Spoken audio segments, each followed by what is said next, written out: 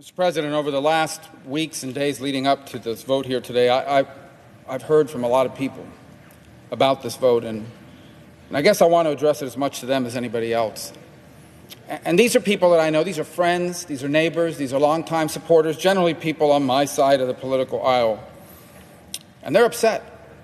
They're upset. They look at the media, and the media, they censored stories that might have been negative towards Joe Biden or were negative towards Joe Biden, and the social media companies helped them out.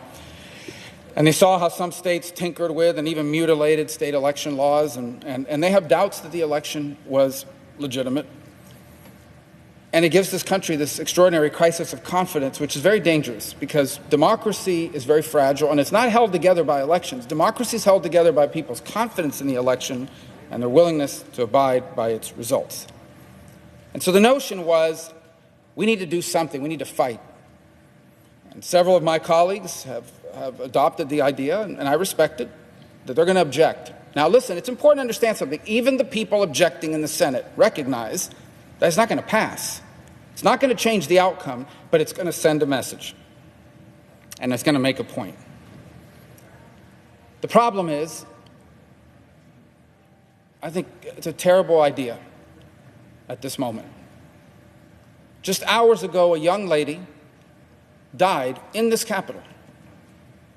That means somebody somewhere in this country got a phone call that their daughter was dead.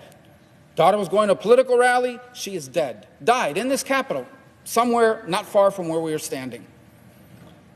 We had police officers, the men and women that we walk by every single day that guard the doors and we say hello to, out there with riot gear, getting spit on and attacked. Today, not 10 weeks ago, just a few hours ago. And I think it's important to think about all those things on a night like tonight and everything that's happened. You know, I wouldn't even be here today. I doubt very much where I would even have been interested in politics had it not been for my grandfather. He died when I was 14, but I grew up at his knee. He would sit on the porch, he would smoke 3 cigars a day, and he loved history. He was born in 1899 in rural Cuba. It was still governed by the United States. It was a protectorate. 3 years later, it gained its independence and became a republic.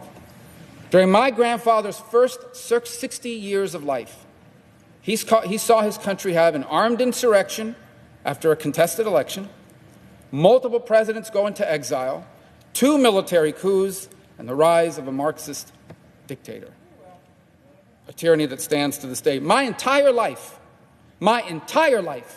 I have lived with and next to people who came to America because their country was chaotic and their country was unsafe.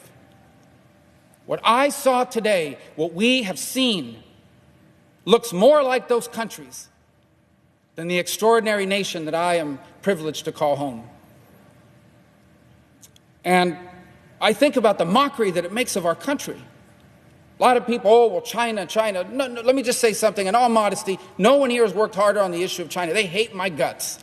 I'm sanctioned, twice sanctioned. I don't know what they're sanctioning, double sanctioned. And I can't travel there. I wasn't planning to anyway.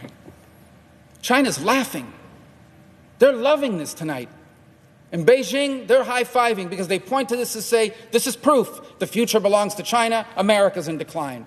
Vladimir Putin, there's nothing Vladimir Putin could have come up with better than what happened here. Makes us look like we're in total chaos and collapse. Not to mention the Ayatollah, who's probably bragging, if he has buddies, to his buddies, look what's happening to the great Satan. I think politics has made us crazy. Everybody in this country has lost their minds on politics. And we have forgotten that America is not a government.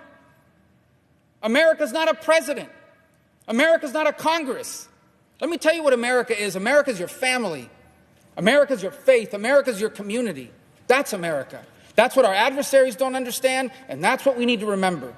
That is how we're going to rebuild this country and turn the page and have a future even brighter than our past. And so that's why I feel so strongly about this, and why I hope those who disagree with me will understand. I yield the floor.